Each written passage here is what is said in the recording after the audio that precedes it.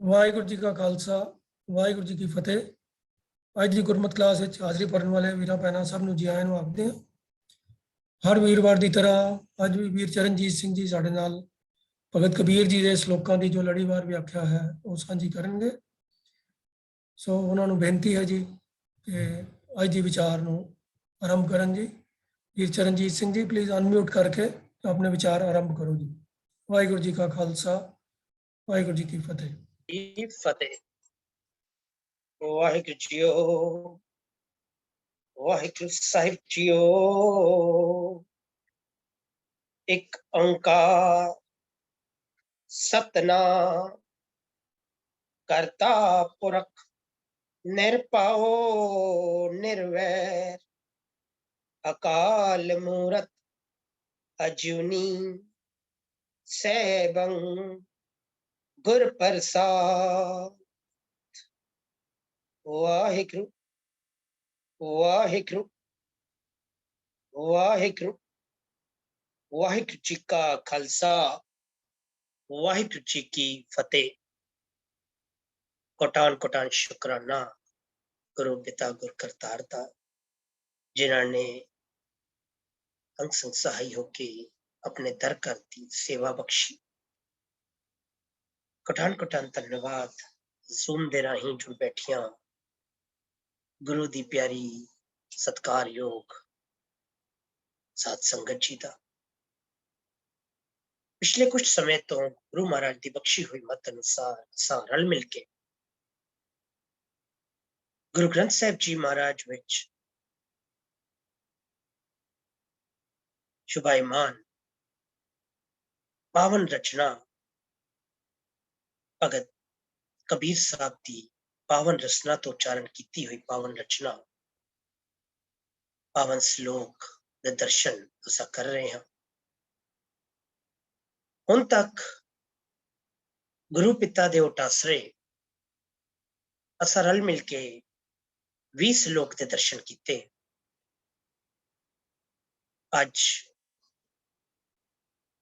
ਗੁਰ ਕਰਤਾਰ ਦੀ ਬਖਸ਼ਿਸ਼ ਸਦਕਾ ਰਲ ਮਿਲ ਕੇ 21 ਤੋਂ 25 ਸ਼ਲੋਕ ਦੇ ਦਰਸ਼ਨ ਕਰਨੇ ਹਨ, ਵਿਚਾਰਨ ਦਾ ਯਤਨ ਕਰਨਾ ਹੈ, ਗੁਰੂ ਪਿਤਾ ਦਾ ਉਪਦੇਸ਼ ਲੈਣ ਦਾ ਯਤਨ ਕਰਨਾ ਹੈ।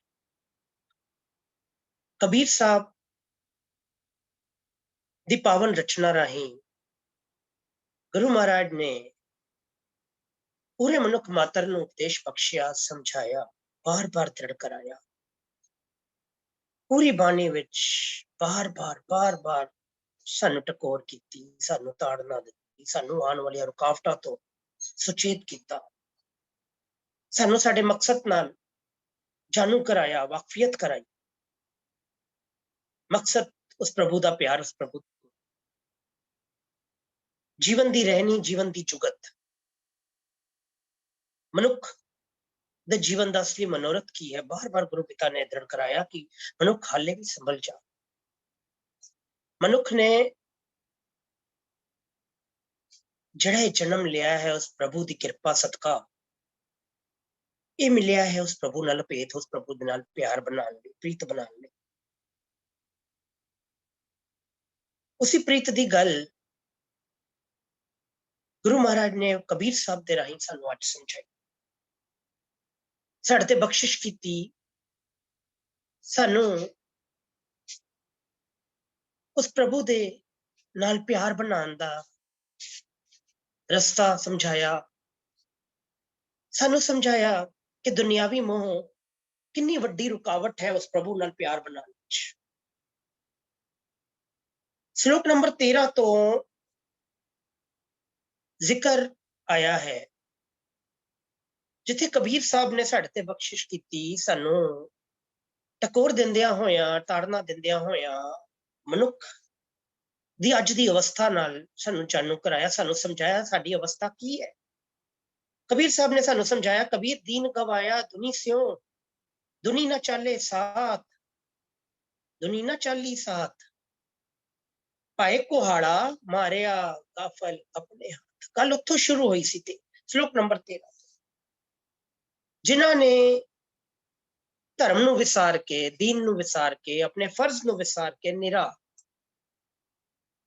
ਦੁਨੀ ਦੇ ਪਿੱਛੇ ਟੁਰ ਕੇ, ਨਿਰਾ ਮਾਈਕ ਰਸਾਂ ਦੇ ਪਿੱਛੇ ਟੁਰ ਕੇ, ਨਿਰਾ ਦੁਨੀਆ ਦੇ ਪਿੱਛੇ ਟੁਰ ਕੇ, ਬੰਦੇ ਦੇ ਪਿੱਛੇ ਬੰਦਾ ਤੁਰਦਾ ਫਿਰਦਾ, ਅਸਲੀ ਆਧਾਰ ਨੂੰ, ਅਸਲੀ ਭਰੋਸੇ ਨੂੰ ਭੁੱਲਿਆ ਬੈਠਾ, ਅਸਲੀ ਜੁਗਤ ਨੂੰ ਭੁੱਲਿਆ ਬੈਠਾ।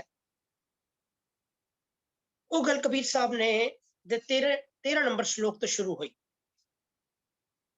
कबीर साहब ने सानू उत्थे समझाया कि भाई तू क्यों अपने जीवन नू बर्बाद कर रहे हैं, क्यों अपने जीवन नू बर्बाद कर रहे हैं, क्यों अपने पैर ते खुद कुलाड़ा मार रहे हैं। क्योंकि जेड़ा मकसद जिस लिए तेनू ये जन्म मिले, जिस लिए उस प्रभु दी करतार दी तेरे ते कृपा हुई है, तू क्यों उस तो वांझा रह रहे हैं, क्यों उस मकसद तो दूर जा रहे हैं। और उस तो वड्डी रुकावट है दुनियावी मोह।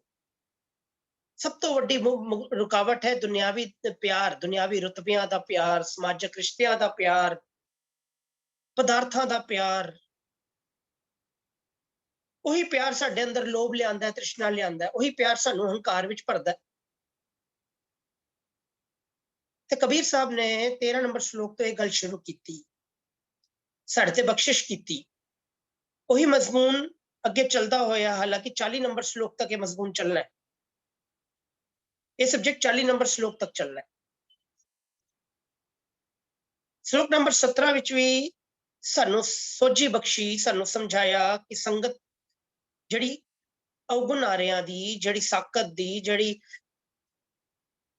ਦੀਨ ਨੂੰ ਭੁਲਾਏ ਬੈਠੇ ਮਨੁੱਖ ਦੀ ਜਿਹੜੀ ਸੰਗਤ ਹੈ, ਉਹ ਕਿੰਨੀ ਹਾਨੀਕਾਰਕ ਹੈ।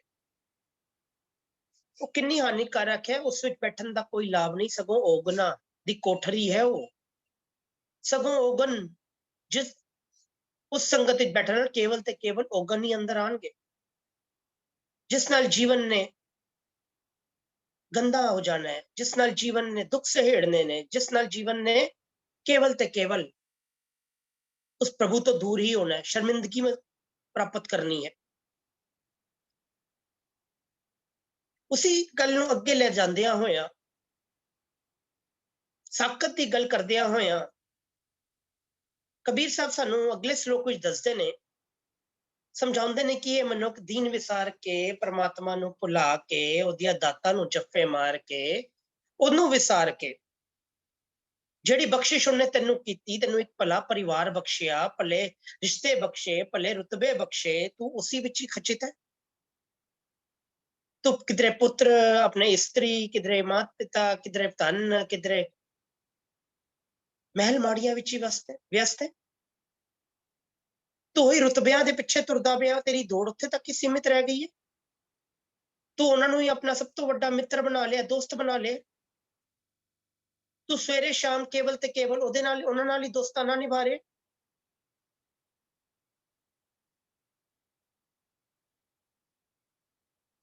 ਤੇ ਕਬੀਰ ਸਾਹਿਬ ਸਾਨੂੰ ਸਮਝਾਉਂਦੇ ਨੇ ਅਗਲੇ ਸ਼ਲੋਕ ਵਿੱਚ ਕਿ ਭਾਈ ਇਹ ਕਿਧਰੇ ਸੁਖ ਨਹੀਂ ਦੇਗਾ, ਇਹ ਕਿਧਰੇ ਆਤਮਕ ਆਨੰਦ ਨਹੀਂ ਦੇਗਾ, ਸਗੋਂ ਦੁੱਖ ਸਹੇੜੇਗਾ, ਸਗੋਂ ਉਸ ਦਰ ਤੋਂ दूरी बनाएगा। जे वाकई ही प्रभु वाला बनना है, जे वाकई ही जीवन का असली सुख मानना है, आत्मक आनंद मानना है, ते ਉਹੀ जीवन असली सुख मानता है, ਉਹੀ आत्मक जीवन असली आत्मक आनंद मानता है, ਜਿਹੜਾ ਦੁਨੀਆ ਵਿੱਚ ਵਰਤਦਿਆਂ ਹੋਇਆਂ ਉਸ ਦਾਤੇ ਦੀਆਂ ਬਖਸ਼ਿਸ਼ਾਂ ਦੀ ਸਹੀ ਵਰਤੋਂ ਕਰਦਿਆਂ ਹੋਇਆਂ ਉਸ ਦਾਤੇ ਦੇ ਸ਼ੁਕਰਾਨੇ ਵਿੱਚ, ਉਸ ਦੇ ਭਰੋਸੇ ਵਿੱਚ ਆਪਣੇ ਜੀਵਨ ਨੂੰ ਤਿਆਰ ਕਰਦਾ ਹੈ, ਆਪਣੇ ਜੀਵਨ ਨੂੰ ਚਲਾਉਂਦਾ ਹੈ। ਆਪਣੀ ਹੋਂਦ ਨੂੰ ਕੁਝ ਨਹੀਂ ਸਮਝਦਾ, ਉਸ ਨਾਲ ਆਪਣਾ ਮਨ ਉਸ ਨਾਲ ਜੋੜਦਾ ਹੈ, ਕੇਵਲ ਤੇ ਕੇਵਲ ਭਰੋਸਾ ਉਸ ਤੇ ਰੱਖਦਾ ਹੈ, ਆਧਾਰ ਉਹਨੂੰ ਬਣਾਉਂਦਾ ਹੈ, ਭਾਵ 100% ਸਰੈਂਡਰ ਕਰ ਦਿੰਦਾ ਹੈ। ਆਓ ਦਰਸ਼ਨ ਕਰੀਏ ਸ਼ਲੋਕ ਨੰਬਰ 20 ਦੇ, ਜਿੱਥੇ ਕਬੀਰ ਸਾਹਿਬ ਸਾਨੂੰ ਸਾਡੀ ਅੱਜ ਦੀ ਅਵਸਥਾ ਨਾਲ ਵਾਕਫੀਅਤ ਕਰਾਉਂਦੇ ਹੋਏ ਆ ਉਸ ਪ੍ਰਭੂ ਨਾਲ ਪ੍ਰੀਤ ਦੀ ਗੱਲ ਸਮਝਾਉਂਦੇ ਨੇ।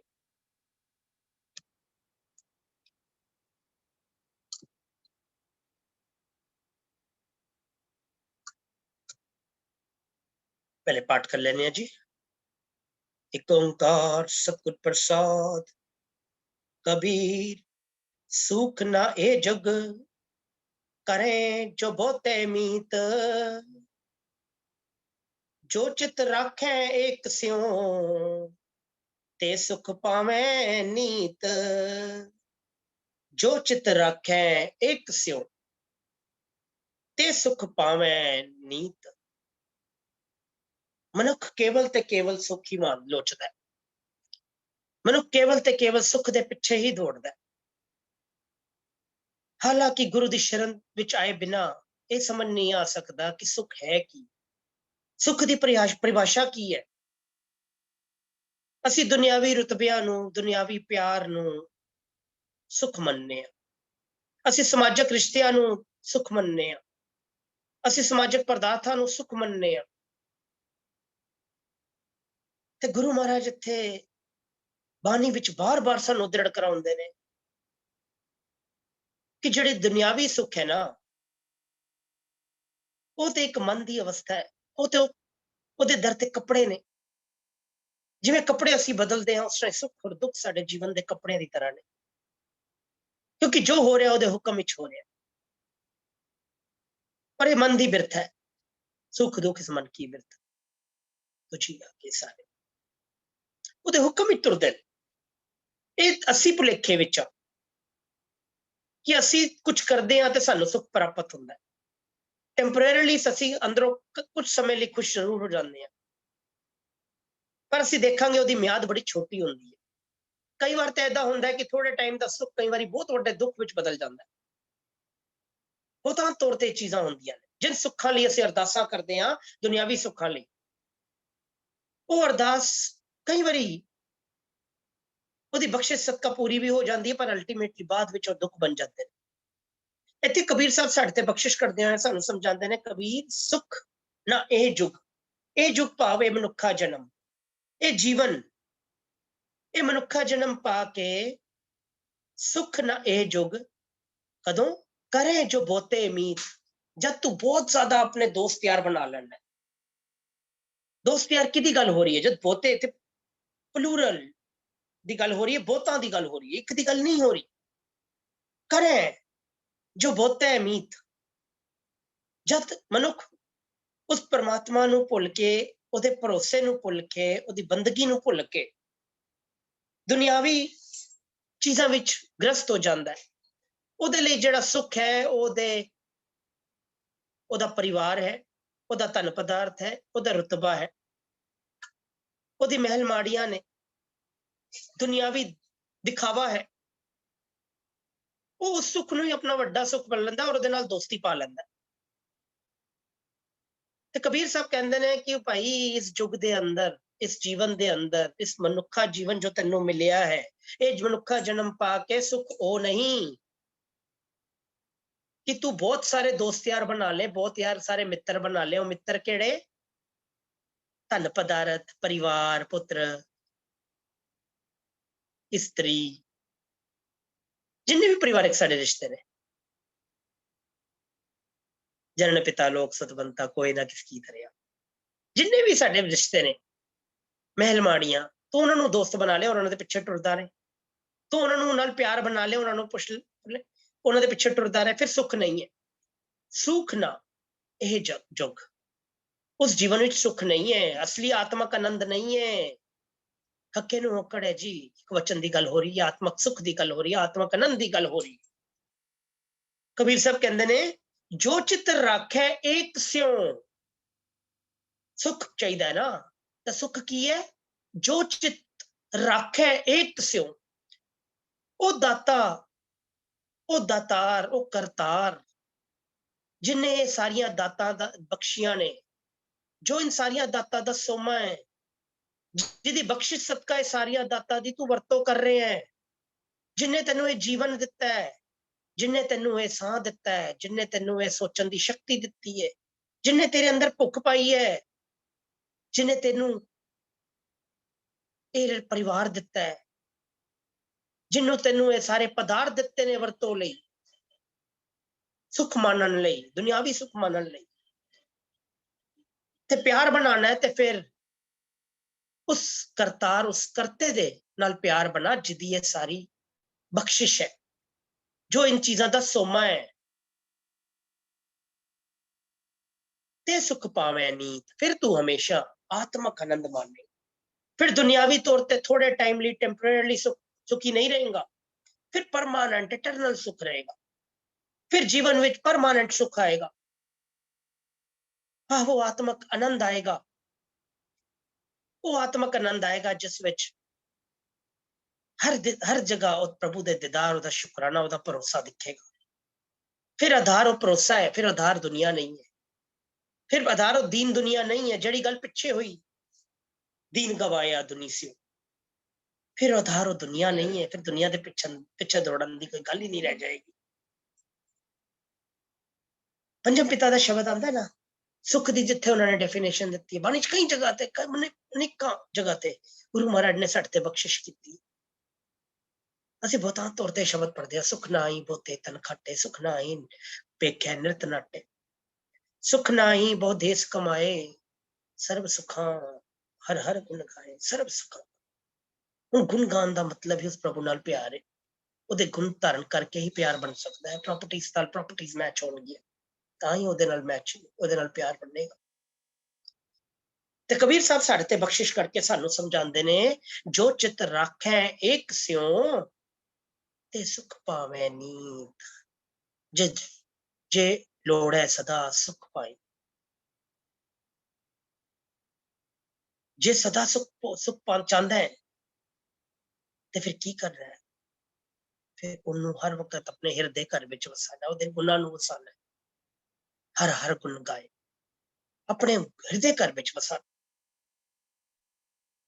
ਤੇ ਅਗਲੇ ਸ਼ਲੋਕ ਵਿੱਚ ਫਿਰ ਕਬੀਰ ਸਾਹਿਬ ਜਿਹੜੀ ਗੱਲ ਪਿਛਲੇ ਸ਼ਲੋਕ ਵਿੱਚ ਕਰਦੇ ਹਾਂ, ਜਿਹੜੀ ਗੱਲ ਚੱਲ ਰਹੀ ਹੈ, ਜਿਹੜੀ ਗੱਲ ਉਸ ਦੁਨੀਆ ਦੇ ਪਿੱਛੇ ਟੁਰਨ ਵਾਲੇ ਦੀ ਚੱਲ ਰਹੀ ਹੈ, ਉਸੇ ਗੱਲ ਨੂੰ ਫਿਰ ਅੱਗੇ ਕਰਦਿਆਂ ਹੋਇਆ ਕਹਿੰਦੇ ਨੇ, ਸਮਝਾਉਂਦੇ ਨੇ ਕਿ ਦੁਨੀਆ ਦੇ ਖਾਤਰ ਦੀਨ ਨੂੰ ਵਿਸਾਰ ਕੇ ਮਨੁੱਖ ਜਿਹੜਾ ਦੁਨਿਆਵੀ ਮੋਹ, ਦੁਨਿਆਵੀ ਰਿਸ਼ਤਿਆਂ ਦੇ ਮੋਹ ਵਿੱਚ ਫਸਿਆ ਹੋਇਆ ਹੈ, ਉਹਨਾਂ ਨੂੰ ਮਿੱਤਰ ਬਣਾ ਰਿਹਾ। ਜਿਹੜੀ ਗੱਲ ਪਹਿਲੇ ਸ਼ਲੋਕ ਵਿੱਚ ਕੀਤੀ, ਉਹਨਾਂ ਕੋਲੋਂ ਸੁੱਖ ਦੀ ਆਸ ਰੱਖਦਾ, ਉਹਨਾਂ ਨਾਲ ਮੋਹ ਬਣਾ ਕੇ ਬੈਠਾ ਹੈ, ਐਕਸਪੈਕਟੇਸ਼ਨਸ ਉਹਨਾਂ ਕੋਲੋਂ ਰੱਖਦਾ ਹੈ,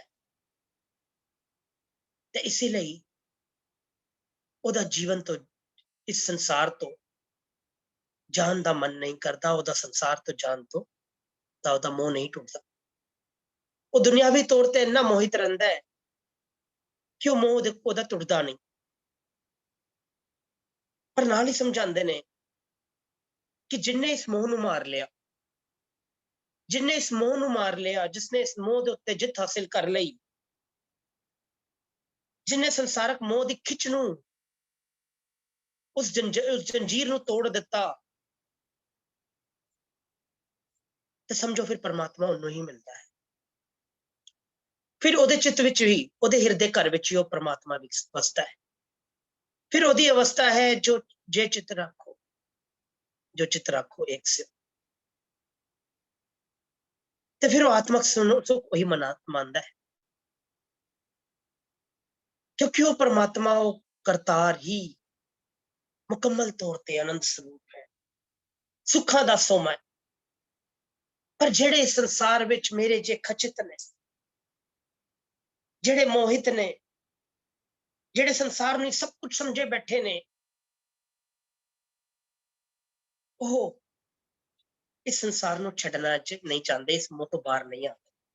ਕਬੀਰ ਸਾਹਿਬ ਉਹਨਾਂ ਲਈ, ਮੇਰੇ ਜਿਹੇ ਲਈ ਉਹੀ ਗੱਲ ਕਰਦੇ ਨੇ, ਕਹਿੰਦੇ ਨੇ, ਕਬੀਰ ਜਿਸ ਮਰਨੇ ਤੇ ਜਗ ਡਰੈ, ਮੇਰੇ ਮਨ ਆਨੰਦ ਮਰਨੇ ਹੀ ਤੇ ਪਾਈਐ ਪੂਰਨ ਪਰਮਾਨੰਦ। ਹੁਣ ਕਿਹੜੇ ਮਰਨ ਦੀ ਗੱਲ ਹੋ ਰਹੀ, ਕਿਹੜੇ ਮਰਨ ਦੀ ਗੱਲ ਹੋ ਰਹੀ ਹੈ? ਕਬੀਰ ਸਾਹਿਬ ਇੱਥੇ ਸਮਝਾਉਂਦੇ ਨੇ ਕਿ ਜਿਸ ਚ ਮਰਨੇ ਤੇ ਜਗ ਡਰੇ। ਕਹਿੰਦੇ ਨੇ ਦੁਨੀਆ ਦੇ ਖਾਤਰ ਜਿਹੜਾ ਉਸ ਰੱਬ ਨੂੰ ਭੁਲਾ ਕੇ ਬੈਠਾ ਹੈ, ਧਨ ਪਦਾਰਥਾਂ ਵਿੱਚ, ਪੁੱਤਰ ਇਸਤਰੀ ਵਿੱਚ, ਸਮਾਜਿਕ ਰਿਸ਼ਤਿਆਂ ਵਿੱਚ ਖਚਿਤ ਹੈ, ਉਹਨਾਂ ਨਾਲ ਹੀ ਮਿੱਤਰਤਾ ਕਰਕੇ ਬੈਠਾ ਹੈ, ਉਹਨਾਂ ਦੇ ਪਿੱਛੇ ਟੁਰ ਰਿਹਾ, ਸੁੱਖ ਦੀ ਆਸ ਹੀ ਉਹਨਾਂ ਤੋਂ ਰੱਖ ਰਿਹਾ ਹੈ, ਸਭ ਕੁਝ ਉਹਨਾਂ ਤੋਂ ਹੀ ਕਰਕੇ ਬੈਠਾ ਹੈ, ਤੇ ਫਿਰ ਹੋ ਕੀ ਰਿਹਾ?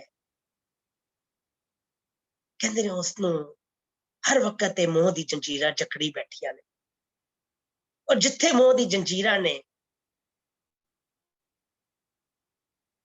ਉਸਨੂੰ ਫਿਰ ਦੁਨਿਆਵੀ ਤੌਰ ਤੇ ਦੁਨੀਆ ਨੂੰ ਛੱਡਣ ਦਾ ਵੀ ਡਰ ਹਰ ਵਕਤ ਕਾਇਮ ਰਹਿੰਦਾ ਹੈ। ਉਹਨੂੰ ਹਰ ਵਕਤ ਇਹ ਡਰ ਰਹਿੰਦਾ ਹੈ ਕਿ ਮੈਂ ਇਸ ਸੰਸਾਰ ਤੋਂ, ਇਸ ਮੋਹ ਤੋਂ ਦੂਰ ਨਾ ਹੋ ਜਾ, ਇਸ ਪਿਆਰ ਤੋਂ ਦੂਰ ਨਾ ਹੋ ਜਾ। ਤੇ ਕਬੀਰ ਸਾਹਿਬ ਕਹਿੰਦੇ ਨੇ ਕਿ ਭਾਈ ਜਿਸਨੂੰ ਉਸ ਮੌਤ ਤੋਂ ਡਰ ਲੱਗਦਾ ਹੈ ਕਿਉਂਕਿ ਉਹ ਮੋਹ ਦੇ ਬੰਧਨ ਵਿੱਚ ਫਸਿਆ ਹੋਇਆ ਹੈ, ਮੇਰੇ ਮਨ ਆਨੰਦ, ਮੇਰੇ ਮਨ ਵਿੱਚ ਸਿਆਰੀ ਹੈ ਨੰਨੇ ਨੂੰ, ਮੇਰੇ ਮਨ ਵਿੱਚ ਉਸੀ ਮੌਤ ਨੂੰ ਲੈ ਕੇ ਆਨੰਦ ਵਸ ਰਿਹਾ। ਕਿਉਂ? ਕਿਉਂਕਿ ਜਿਸ ਮੋਹ ਤੋਂ ਟੁੱਟਣ ਦਾ ਡਰ ਮਨੁੱਖ ਦੇ ਅੰਦਰ ਉਹਨੂੰ ਖਾਈ ਜਾ ਰਿਹਾ ਹੈ, ਜਿਸ ਮੋਹ ਤੋਂ ਟੁੱਟਣ ਦਾ ਡਰ ਮਨੁੱਖ ਦੇ ਅੰਦਰ ਉਹਨੂੰ ਕਮਜ਼ੋਰ ਕਰੀ ਜਾ ਰਿਹਾ ਹੈ, ਮੇਰੇ ਅੰਦਰ ਉਹ ਮੋਹ ਹੀ ਨਹੀਂ ਹੈ। ਸਗੋਂ ਮੇਰੇ ਅੰਦਰ ਤੇ ਮੋਹ ਹੀ ਨਹੀਂ ਹੈ। ਔਰ ਮੈਨੂੰ ਸੱਚ ਜਾਣੋ, ਮੈਨੂੰ ਤੇ ਮੋਹ ਇਹ ਆਨੰਦ ਮਿਲਿਆ ਹੀ ਕਦੋਂ ਹੈ? ਜਦੋਂ ਮਰਨੇ ਹੀ ਤੇ ਪਾਈ ਹੈ ਪੂਰਨ ਪਰਮਾਨੰਦ। ਮੈਨੂੰ ਤੇ ਮੋਹ ਤਾਂ ਮਿਲਿਆ ਹੀ, ਤਾਂ ਹੀ ਮਿਲਿਆ ਹੈ, ਮੈਨੂੰ ਤੇ ਪਰਮਾਤਮਾ ਦੇ ਦਰਸ਼ਨ ਹੋਏ ਤਦ ਨੇ, ਮੈਨੂੰ ਤੇ ਇਹ ਆਤਮਕ ਆਨੰਦ ਮਿਲਿਆ ਹੀ ਤਦੋਂ ਹੈ ਜਦੋਂ ਮੈਂ ਇਸ ਮੋਹ ਦੀ ਬੇੜੀਆਂ ਤੋਂ ਬਾਹਰ ਆ ਗਿਆ। ਮੈਂ ਇਸ ਮੋਹ ਰੂਪ ਜਿਹੜਾ ਜੰਜਾਲ ਹੈ ਇਸ ਨੂੰ ਮਾਰ ਦਿੱਤਾ ਹੈ। ਇਹ ਜਿਹੜਾ ਅੰਦਰ ਵਿਕਾਰ ਹੈ ਉਸ ਨੂੰ ਮਾਰ ਦਿੱਤਾ ਹੈ। ਕਬੀਰ ਸਾਹਿਬ ਕਹਿੰਦੇ ਨੇ ਜਿਸ ਮਰਨੇ ਤੇ ਜਗ ਡਰੇ, ਮੇਰੋ ਮਨ ਮਰਨੇ ਹੀ ਤੇ ਪਾਈਏ ਪੂਰਨ। ਕਹਿੰਦੇ ਨੇ ਜਦ ਤੱਕ ਅਸੀਂ ਇਹ ਬੇੜੀਆਂ ਨਹੀਂ ਤੋੜਾਂਗੇ, ਜਦ ਤੱਕ ਅਸੀਂ ਮੋਹ ਦੇ ਵਿੱਚ ਖਚਿਤ ਰਹਾਂਗੇ, ਉਹ ਪ੍ਰਮਾਤਮਾ ਦੇ ਦਰਸ਼ਨ ਨਹੀਂ ਹੋਣਗੇ। ਅਸਲੀ ਮਕਸਦ ਪ੍ਰਾਪਤ ਨਹੀਂ ਹੋਏਗਾ। ਅਸਲੀ ਮਕਸਦ ਤਾਂ ਪ੍ਰਾਪਤ ਹੋਏਗਾ ਜਦ ਇਸ ਮੋਹ ਦੀ ਬੇੜੀਆਂ ਨੂੰ ਮਾਰਿਆ ਜਾਏਗਾ, ਇਹ ਮੋਹ ਨੂੰ ਤੋੜਿਆ ਜਾਏਗਾ ਔਰ ਮੋਹ ਦੀ ਬੇੜੀਆਂ ਟੁੱਟਣਗੀਆਂ ਗੁਰੂ ਦੀ ਸ਼ਰਨ ਵਿੱਚ ਆ ਕੇ, ਗੁਰੂ ਦੀ ਸਿੱਖਿਆ ਹੇਠ। ਨਹੀਂ ਤਾਂ ਇਸੇ ਵਿੱਚ ਹੀ ਅਸੀਂ ਆਪਣੇ ਜੀਵਨ ਨੂੰ ਖਚਿਤ ਰੱਖਾਂਗੇ ਔਰ ਹਰ ਵਕਤ ਮਰਦੇ ਰਹਾਂਗੇ। ਹਰ ਵਕਤ ਉਹ ਮੌਤ ਦਾ ਡਰ, ਸਮਾਜਿਕ ਰਿਸ਼ਤਿਆਂ ਦੇ ਟੁੱਟਣ ਦਾ ਡਰ, ਸਮਾਜਿਕ ਪਦਾਰਥਾਂ ਦੇ ਖੋਣ ਦਾ ਡਰ, ਸਮਾਜਿਕ ਰੁਤਬਿਆਂ ਦੇ ਉੱਤੋਂ ਉਤਰਨ ਦਾ ਡਰ ਸਾਡੇ ਅੰਦਰ ਭਰਿਆ ਰਹੇਗਾ। ਹਰ ਵਕਤ ਅਸੀਂ ਉਸੇ ਡਰ ਵਿੱਚ ਆਪਣੇ ਜੀਵਨ ਨੂੰ ਬਰਬਾਦ ਕਰ ਲਵਾਂਗੇ। ਪਰ ਜੇ ਇਹ ਮੌਤ ਦਾ ਡਰ, ਇਹ ਮੋਹ ਜਿਹੜਾ ਹੈਗਾ ਹੈ, ਇਹ ਆਤਮਕ ਮੌਤ ਦੀ ਗੱਲ ਹੋ ਰਹੀ ਹੈ, ਕਿਉਂਕਿ ਇਸ ਅਵਸਥਾ ਵਿੱਚ ਮਨੁੱਖ ਆਤਮਕ ਮੌਤ ਮਰਿਆ ਹੋਇਆ। ਔਰ ਆਤਮਕ ਆਨੰਦ ਤਦ ਆਏਗਾ ਜਦ ਇਹ ਮੋਹ ਦੀ ਬੇੜੀਆਂ, ਇਹ ਅੰਦਰ ਦਾ ਮੋਹ, ਸੰਸਾਰਕ ਰੁਤਬਿਆਂ ਦਾ, ਸਮਾਜਿਕ ਰਿਸ਼ਤਿਆਂ ਦਾ, ਪਦਾਰਥਾਂ ਦਾ ਮੋਹ ਜਦ ਅੰਦਰੋਂ ਮਾਰਿਆ ਜਾਏਗਾ। ਇਹਨਾਂ ਨੂੰ ਮਾਰ ਕੇ, ਇਹਨਾਂ ਤੇ ਜਿੱਤ ਹਾਸਿਲ ਕਰਕੇ ਹੀ ਉਹ ਆਤਮਕ ਆਨੰਦ ਮਾਨਿਆ ਜਾ ਸਕਦਾ, ਉਸ ਪ੍ਰਭੂ ਨਾਲ ਇਕਮਿਕ ਹੋਇਆ ਜਾ ਸਕਦਾ, ਉਸ ਪ੍ਰਭੂ ਦੇ ਦੀਦਾਰੇ ਹੋ ਸਕਦੇ ਨੇ। ਪੰਜਮ ਪਿਤਾ ਕਹਿੰਦੇ ਨੇ ਕਿ ਆਰਾਧਨਾ ਕਿਹਨੂੰ ਹੈ? ਆਰਾਧਨਾ ਕਿਹਨੂੰ ਹੈ? ਤਿਆਗਨਾ ਕਿਹਨੂੰ ਹੈ? ਅਰਦਾਸ ਕਿਹਦੇ ਅੱਗੇ ਕਰਨੀ ਹੈ? ਮੰਗਣਾ ਕੀ ਹੈ? ਸਮਝਾਉਂਦੇ ਨਾ ਪੰਜਮ ਪਿਤਾ ਬਾਣੀ ਵਿੱਚ। ਆਰਾਧਨਾ ਆਰਾਧਨ ਨਿਕਾ, ਹਰ ਹਰ ਨਾਮ ਆਰਾਧਨਾ। त्यागना त्यागन निका, काम क्रोध लोभ त्यागना। मांगना मांगन निका, हर जस गुरते मांगना। त्यागना की है? जब तक ये विकार त्यागे नहीं जाएंगे, ना ते जित हासिल नहीं की जाएगी, इन्हों मारिया नहीं जाएगा, तब तक उस परमात्मा के दर्शन नहीं होंगे। इसीलिए साडी अरदासां विच बहुतां तौर ते दुनियावी चीज़ां ने, दुनियावी मंगां ने। अज भी असीं अरदासां करदे हां, करवांदे हां, करवान जाने हां। साडी अरदासां विच दुनियावी मंगां ने क्योंकि असीं हुक्म नूं नहीं समझदे। साडे अंदर उस मोह दा डर है। कदी पुत्तर दी अरदास, कदी धन पदारथ दी अरदास, कदी किहड़ी अरदास, शुकराने दी अरदासां बड़ियां घट होंदियां ने।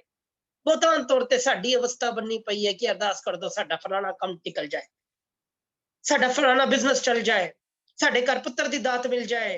साडी अरदासां इत्थे तक सीमित रह गईयां ने और इसी दा फायदा साडे इंटरमीडिएटर्स और डेरेवादां ने, डेरेवाद लै रहे ने। डेरेवाद पंजाब विच वधदा जा रहा है क्योंकि उत्थे दुनियावी मंगां दा जिहड़ा मोह है वो वधदा जा रहा है। बार बार गुरु पिता ने सानू बाणी राहीं समझाया पर असीं समझण नूं तैयार नहीं। बार बार समझाया कि सुख दुनियावी पदार्थां विच नहीं, दुनियावी रुतबियां विच नहीं।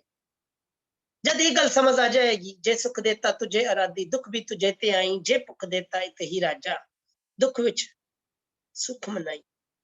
जिथे ये गल गुरु दी कृपा नाल समझ आ जाए ਉੱਥੇ ਅੰਦਰ ਦੇ ਮੋਹ ਖਤਮ ਹੋ ਜਾਂਦੇ ਨੇ, ਅੰਦਰ ਦੇ ਵਿਕਾਰ ਖਤਮ ਹੋ ਜਾਂਦੇ। ਜਿੱਥੇ ਮੋਹ ਖਤਮ ਉੱਥੇ ਅਰਦਾਸਾਂ ਵਿੱਚ ਸਾਡੀ ਦੁਨਿਆਵੀ ਮੰਗਾਂ ਨਹੀਂ ਹੋਣਗੀਆਂ। ਫਿਰ ਮੰਗਣਾ ਮੰਗਣ ਨਿੱਕਾ ਹਰ ਜਸ ਗੁਰ ਤੇ ਮੰਗਣਾ, ਉਹਦਾ ਸ਼ੁਕਰਾਨਾ, ਉਹਦਾ ਪਿਆਰ, ਉਹਦਾ ਭਰੋਸਾ ਹੋਏਗਾ। ਸਾਡੇ ਸ਼ਿਰਮਣੀ ਜਿਹੜੀ ਅਰਦਾਸ ਹੈ, ਪੰਥਕ ਅਰਦਾਸ ਹੈ, ਉਹਦੇ ਵਿੱਚ ਵੀ ਕਿੱਥੇ ਦੁਨਿਆਵੀ ਮੰਗਾਂ ਦੀ ਗੱਲ ਨਹੀਂ, ਪਰ ਅਸੀਂ ਐਡ ਕਰਦੇ ਰਹਿੰਦੇ ਹਾਂ। ਸਾਡੇ ਹੋਰ ਤੇ ਹੋਰ ਸਾਡੇ ਗੁਰੂ ਘਰ ਦੇ ਅੰਦਰ ਭਾਈ ਵੀ, ਸਾਡੇ ਭਾਈ ਸਾਹਿਬ ਨੇ ਜਿਹੜੇ, ਉਹ ਵੀ ਇਹੀ ਅਰਦਾਸਾਂ ਵਿੱਚ ਐਡੀਸ਼ਨਸ ਕਰ ਕਰਕੇ ਸਮਝਾਉਂਦੇ ਨੇ। ਫਿਰ ਬਾਣੀ ਦੀ ਪੰਕਤੀਆਂ ਨੂੰ ਮੈਨੀਪੂਲੇਟ ਕਰਦੇ ਨੇ। ਦੁਖਾਂਤ ਹੈ। ਗੁਰੂ ਮਹਾਰਾਜ ਸਾਨੂੰ ਆਤਮਕ ਆਨੰਦ ਮਾਨਨ ਦੀ ਗੱਲ ਕਰਦੇ ਨੇ, ਸਾਨੂੰ ਬਾਰ-ਬਾਰ ਆਤਮਕ ਆਨੰਦ ਦੇਣ ਦੀ ਗੱਲ ਕਰਦੇ ਨੇ ਕਿ ਸਿੱਖ ਨੇ ਆਤਮਕ ਆਨੰਦ ਚੜ੍ਹਦੀ ਕਲਾ ਵਿੱਚ ਰਹਿਣਾ, ਸਿੱਖ ਨੇ ਆਤਮਕ ਆਨੰਦ ਮਾਨਣਾ, ਔਰ ਅਸੀਂ ਦੁਨਿਆਵੀ ਮੰਗਾਂ ਦੇ ਅੱਗੇ ਪਿੱਛੇ ਘੁੰਮ ਰਹੇ ਹਾਂ। ਅਸੀਂ ਥਿਰਕ ਜਾਂਦੇ ਹਾਂ ਉਹਦੇ ਭਰੋਸੇ ਤੋਂ, ਜਰਾ ਜਿਹਾ ਉਤਾਰ ਚੜਾਵ ਆਉਂਦਾ ਹੈ। ਉਹ ਤਾਂ ਹੈ ਜਦੋਂ ਇਹ ਡਰ ਅੰਦਰ ਭਰਿਆ ਹੋਇਆ, ਜਿਸ ਮਰਨੇ ਤੇ ਜਗ ਡਰੈ। ਤਦੀ ਕਬੀਰ ਸਾਹਿਬ ਕਹਿੰਦੇ ਨੇ, ਅੰਦਰ ਸੰਸਾਰ ਪੂਰਾ ਉਸ ਡਰ ਦੇ ਵਿੱਚ ਸਮਾਇਆ ਹੋਇਆ ਹੈ, ਉਸ ਡਰ ਦੇ ਪਿੱਛੇ ਟੁਰ ਰਿਹਾ, ਉਸ ਡਰ ਦੇ ਅਧੀਨ ਹੈ। ਉਸ ਡਰ ਦੀ ਵਜ੍ਹਾ ਨਾਲ ਸਾਡੀਆਂ ਮੰਗਾਂ, ਸਾਡੀ ਬਰਦਾਸ਼ਤਾਂ ਸਭ ਉੱਥੇ ਤੱਕ ਸੀਮਿਤ ਨੇ। ਗੁਰੂ ਘਰ ਵੀ ਮਾਫੀ ਚਾਹਨਾ, ਪਰ ਅਸੀਂ ਬਤਾ ਤੌਰ ਤੇ डर और मंगा नहीं जाननी, बता तौर ते माफी चाहिए। क्योंकि जब तक ये चीज कबीर साहब की समझ नहीं आएगी, बाणी की समझ नहीं आएगी कि जिस मरने जिसनु मारना है, मारना किन्नू है, त्यागना किन्नू है। जब ये चीजा त्यागिया जान गया, तद उस परमानंद भाव, उस परम आनंद दे सोमे, उस परमात्मा, उस करतार दे दर्शन होणगे, भाव दे गुण अंदर वो आनंद मानन दी शक्ति देणगे, अंदर समर्था देणगे, ਉਹਦਾ ਚਾਨਣ ਦੇਣਗੇ। ਕਬੀਰ ਸਾਹਿਬ ਸਾਨੂੰ ਦੁਨਿਆਵੀ ਪੱਖ ਤੇ ਸਮਝਾ ਕੇ, ਦੁਨਿਆਵੀ ਪੱਖ ਦੇ ਨਾਲ ਸਾਨੂੰ ਸਮਝਾਉਂਦੇ ਨੇ, ਦੁਨਿਆਵੀ ਪੱਖ ਦੇ ਕੇ ਸਾਨੂੰ ਸਮਝਾਉਂਦੇ ਨੇ ਕਿ ਭਾਈ ਕਰ ਕੀ ਰਹੇ ਹੋ, ਅਸਲੀ ਸੁੱਖ ਕਿੱਧਰ ਹੈ, ਅਸਲੀ ਪਰਮ ਆਨੰਦ ਕਿੱਥੇ ਹੈ। ਉਸ ਪਰਮਾਨੰਦ ਵਿੱਚ ਉਹ ਪੂਰਨ ਸਮਰੱਥ ਪਰਮਾਨੰਦ ਹੈ, ਉਹਦੇ ਨਾਲ ਮਿਲਾਪ ਕਰ, ਉਹਦੇ ਨਾਲ ਦੋਸਤੀ ਕਰ, ਉਹਦੇ ਨਾਲ ਪ੍ਰੀਤ ਬਣਾ। ਤੇ ਹੋਏਗੀ ਕਦੋਂ? ਜਦ ਮਰਨੇ ਹੀ ਤੇ ਪਾਈਏ, ਜਦ ਦੁਨਿਆਵੀ ਵਿਕਾਰਾਂ ਤੋਂ, ਦੁਨਿਆਵੀ ਮੋਹ ਤੋਂ ਛੁਟਕਾਰਾ ਮਿਲੇਗਾ, ਇਹਨਾਂ ਦੀ ਖਲਾਸੀ ਹੋਏਗੀ, ਬੰਦ ਖਲਾਸੀ ਪਾਣੇ ਹੋਏ। ਜਦ ਤੱਕ ਇਹ ਬੰਧਨਾਂ ਵਿੱਚ ਅਸੀਂ ਗੁਰੂ ਦੇ ਦਰਸ਼ਨ ਨਹੀਂ ਕਰ ਸਕਦੇ। ਕਬੀਰ ਸਾਹਿਬ ਹੁਣ ਅੱਗੇ ਅਗਲੇ ਸ਼ਲੋਕ ਵਿੱਚ ਸਾਨੂੰ ਤਾੜਨਾ ਦਿੰਦਿਆਂ ਹੋਇਆਂ ਫਿਰ ਦ੍ਰਿੜ ਕਰਾਉਂਦੇ ਨੇ, ਸਾਨੂੰ ਸਮਝਾਉਂਦੇ ਨੇ ਕਿ ਮਨੁੱਖ ਦੁਨੀਆ ਦੇ ਵਿੱਚ ਇੰਨਾ ਮਸਤ ਹੈ, ਮਨੁੱਖ ਦੁਨਿਆਵੀ ਪਦਾਰਥਾਂ ਵਿੱਚ ਇੰਨਾ ਮਸਤ ਹੈ ਕਿ ਉਹ ਨਾਮ ਦਾ ਜਗਿਆਸੂ ਹੈ ਹੀ ਨਹੀਂ, ਉਹਦੇ ਅੰਦਰ ਜਗਿਆਸਾ ਹੈ ਹੀ ਨਹੀਂ। ਉਧਰ ਦਿਖਾਵੇ ਤੱਕ ਸੀਮਿਤ ਹੈ, ਨਾ ਉਹਦੇ ਅੰਦਰ ਨਾਮ ਪਦਾਰਥ ਖਰੀਦਣ ਦੀ ਸੋਝੀ ਹੈ, ਨਾ ਸਮਰੱਥ ਹੈ, ਨਾ ਉਹਨੂੰ ਉਸ ਮੰਡੀ ਦਾ ਰਸਤਾ ਪਤਾ ਹੈ ਜਿੱਥੇ ਨਾਮ ਮਿਲਦਾ ਹੈ, ਜਿੱਥੇ ਹੱਟ ਚਲਦੀ ਹੈ, ਜਿੱਥੇ ਦੁਕਾਨ, ਜਿੱਥੇ ਗੁਨਾ ਦੀ ਟ੍ਰਾਂਜੈਕਸ਼ਨ ਹੁੰਦੀ ਹੈ। ਨਾ ਉਹਨੂੰ ਇਸ ਵਸਤ ਦੀ ਕਦਰ ਹੈ, ਨਾ ਉਹਨੂੰ ਪ੍ਰਭੂ ਦੇ ਗੁਨਾ ਦੀ ਕਦਰ ਹੈ, ਨਾ ਉਹ ਖਰੀਦਣਾ ਚਾਹੁੰਦਾ, ਨਾ ਇਹਦਾ ਵਪਾਰ ਕਰਨਾ ਚਾਹੁੰਦਾ, ਨਾ ਉਹਦੀ ਕੀਮਤ ਦੇਣ ਨੂੰ ਤਿਆਰ ਹੈ, ਕਿਉਂਕਿ ਉਹ ਬਹੁਤ ਕੀਮਤੀ ਹੈ। ਕਿਉਂ? ਕਿਉਂਕਿ ਜਿਹੜੀ ਗੱਲ ਪਿਛਲੇ ਸ਼ਲੋਕ ਵਿੱਚ ਆਈ ਕਿ ਜਿਸ ਮੋਹ ਵਿੱਚੋਂ ਗ੍ਰਸਤ ਹੈ, ਜਦ ਤੱਕ ਉਹ ਦੁਨੀਆ ਨਾਲ ਪ੍ਰੀਤ ਨਹੀਂ ਤੋੜੇਗਾ, ਦੁਨੀਆ ਦੇ ਮੋਹ ਨਾਲ ਪ੍ਰੀਤ ਨਹੀਂ ਤੋੜੇਗਾ। ਹੁਣ ਇੱਕ ਗੱਲ ਧਿਆਨ ਰੱਖਣੀ ਹੈ, ਇਹਦਾ ਮਤਲਬ ਇਹ ਨਹੀਂ ਕਿ ਦੁਨਿਆਵੀ ਰਿਸ਼ਤੇ ਨਹੀਂ ਨਿਭਾਣੇ। ਆਖਰੀ ਸ਼ਲੋਕ ਵਿੱਚ ਕਬੀਰ ਸਾਹਿਬ ਹੋਰ ਕਲੀਅਰ ਕਰ ਦੇਣਗੇ। ਇਸ ਤੋਂ ਪਤਾ ਲੱਗਦਾ ਕਿੰਨਾ ਲੜੀਵਾਰ ਮਜ਼ਮੂਨ ਹੈ। 25 ਨੰਬਰ ਸ਼ਲੋਕ ਵਿੱਚ ਕਲੀਅਰ ਕਰ ਦੇਣਗੇ। ਇਹਦਾ ਮਤਲਬ ਇਹ ਨਹੀਂ ਕਿ ਦੁਨਿਆਵੀ ਰਸਤਿਆਂ ਵਿੱਚ ਨਹੀਂ ਚੱਲਣਾ, ਦੁਨਿਆਵੀ ਜ਼ਿੰਮੇਵਾਰੀਆਂ ਨਹੀਂ ਨਿਭਾਣੀਆਂ। ਇੱਥੇ ਗੱਲ ਹੈ ਦੁਨੀਆ ਦੇ ਵਿੱਚ ਤੁਰਦਿਆਂ ਹੋਇਆਂ, ਦੁਨਿਆਵੀ ਸਾਰੇ ਫਰਜ਼ ਨਿਭਾਉਂਦਿਆਂ ਹੋਇਆਂ ਆਪਣੀ ਹੋਂਦ ਨੂੰ ਖਤਮ ਕਰਕੇ ਉਸ ਪਰਮਾਤਮਾ ਦੇ ਸ਼ੁਕਰਾਨੇ ਵਿੱਚ ਆਣਾ, ਉਹਨੂੰ ਆਧਾਰ ਬਣਾਣਾ, ਉਹਦੇ ਓਟ ਆਸਰੇ ਵਿੱਚ ਰਹਿਣਾ। ਇਹਦਾ ਮਤਲਬ ਇਹ ਨਹੀਂ ਕਿ ਦੁਨੀਆ ਛੱਡ ਕੇ ਜ਼ਿੰਮੇਵਾਰੀਆਂ ਛੋੜ ਕੇ ਦੌੜ ਜਾਣਾ, ਉਸ ਪਰਮਾਤਮਾ ਨਾਲ ਮਿਲਣਾ। ਅੱਗੇ ਗੱਲ ਆਏਗੀ। ਤੇ ਕਬੀਰ ਸਾਹਿਬ ਇੱਥੇ ਕਹਿੰਦੇ ਨੇ, ਸਮਝਾਉਂਦੇ ਨੇ ਕਿ ਜਿੱਥੇ ਦੇਖੋ ਉੱਥੇ ਦੁਨੀਆ ਦੇ ਖਾਤਰ ਦੌੜ ਭੱਜ ਹੋ ਰਹੀ ਹੈ, ਪ੍ਰਭੂ ਲਈ ਨਹੀਂ, ਉਸ ਪ੍ਰਭੂ ਦੇ ਗੁਨਾਹ ਲਈ ਨਹੀਂ। ਕਹਿੰਦੇ ਨੇ, ਸਮਝਾਉਂਦੇ ਨੇ राम पदारथ पाए कै कबीरा गांठ न खोल, नहीं पटन नहीं पारखू, नहीं गाक नहीं मोल। कहते ने राम पदारथ पाए के इथे ताड़ना देंदे ने, कहते ने जिदे कोल जिन संतां कोल जिन जिन उस प्यारिया कोल ਇਹ ਨਾਮ ਦਾ ਪਦਾਰਥ ਹੈ ਨਾ, ਜਿਹਦੇ ਕੋਲ ਉਹਦੇ ਗੁਣ ਨੇ, ਜਿਹਦੇ ਕੋਲ ਉਹਦਾ ਪਿਆਰ ਹੈ, ਕਹਿੰਦੇ ਨੇ ਮੈਂ ਤੇ ਕਹਿਣਾ ਕਿ ਉਹ ਇਸ ਪੋਟਲੀ ਦੀ ਗੰਢ ਖੋਲਣ ਹੀ ਨਾ। ਕਿਉਂ? ਕਿਨਾਂ ਅੱਗੇ ਨਾ ਖੋਲਣ? ਕਹਿੰਦੇ ਨੇ ਉਹਨਾਂ ਅੱਗੇ ਨਾ ਖੋਲਣ ਜੋ ਵਿਕਾਰਾਂ ਦੇ ਅੰਦਰ, ਮੋਹ ਹੰਕਾਰ ਦੇ ਅੰਦਰ ਗ੍ਰਸਤ ਨੇ, ਮੂਰਖੇ ਨਾਲ ਲਲੂਚੀ ਹੈ। ਗੁਰੂ ਪਿਤਾ ਨੇ ਵੀ ਕਿਹਾ ਸੀ ਇਹਨੂੰ ਗਲਤ ਅਲੱਗ ਤਰੀਕੇ ਨਾਲ ਨਹੀਂ ਸੋਚਣਾ। ਇੱਥੇ ਗੱਲ ਹੈਗੀ ਏ ਕਿ ਕਿਹੜੀ ਉਹ ਜਿਹੜੀ ਗੁਨਾਹ ਦੀ ਪੋਟਲੀ ਹੈ, ਉਹ ਗੁਨਾਹ ਦੀ ਪੋਟਲੀ ਕਿਸੇ ਉਸ ਬੰਦੇ ਦੇ ਅੱਗੇ ਨਾ ਖੋਲਣ ਜਿਹੜਾ ਬਾਂਸ ਦੀ ਤਰ੍ਹਾਂ ਅਕੜਿਆ ਹੋਇਆ, ਜਿਹਦੇ ਅੰਦਰ ਆਕੜ ਹੰਕਾਰ ਇੰਨੀ ਭਰੀ ਹੈ ਕਿ ਦੂਜਿਆਂ ਨੂੰ ਕੁਝ ਸਮਝਦਾ ਹੀ ਨਹੀਂ, ਉਹਦੇ ਪੱਲੇ ਕੁਝ ਨਹੀਂ ਪੈਣਾ, ਉਹ ਗੁਨਾਹ ਤੋਂ ਵਾਂਝਾ ਹੀ ਰਹਿ ਜਾਣਾ ਹੈ, ਆਪਣਾ ਸਮਾਂ ਖਰਾਬ ਕਰਨ ਬਰਾਬਰ ਹੈ, ਅਨਨੈਸੈਸਰੀ ਲੁੱਝਣ ਦੇ ਬਰਾਬਰ ਹੈ। ਤੇ ਕਬੀਰ ਸਾਹਿਬ ਕਹਿੰਦੇ ਨੇ ਕਿਉਂ ਉਹ ਲੁੱਝਣ ਦੇ ਬਰਾਬਰ ਹੈ? क्योंकि उन्होंने ये पता ही नहीं, उन्होंने कदर ही नहीं, उन्होंने पता ही नहीं कि भाई नहीं पटन नहीं पारख हो, उन्होंने परख ही नहीं है, किहड़े शहर विच मिलना उन्होंने पता ही नहीं है, ਉਹਦੇ ਅੰਦਰ ਜਿਗਿਆਸਾ ਹੀ ਨਹੀਂ ਹੈ। और ਜਿਹਦੇ ਅੰਦਰ ਜਿਗਿਆਸਾ ਨਹੀਂ, ਜਿਹਨੂੰ ਕੀਮਤ ਹੀ ਨਹੀਂ ਪਤਾ, ਜਿਹੜਾ ਖੁਦ ਅੰਧਿਆਰ ਵਿੱਚ ਅੰਧਾ ਹੋਇਆ ਪਿਆ ਹੈ, ਮਾਇਆ ਵਿੱਚ ਅੰਧਾ ਹੋਇਆ ਪਿਆ ਹੈ, ਉਹ ਗਾਹਕ ਕਿੱਥੋਂ ਬਣੇਗਾ?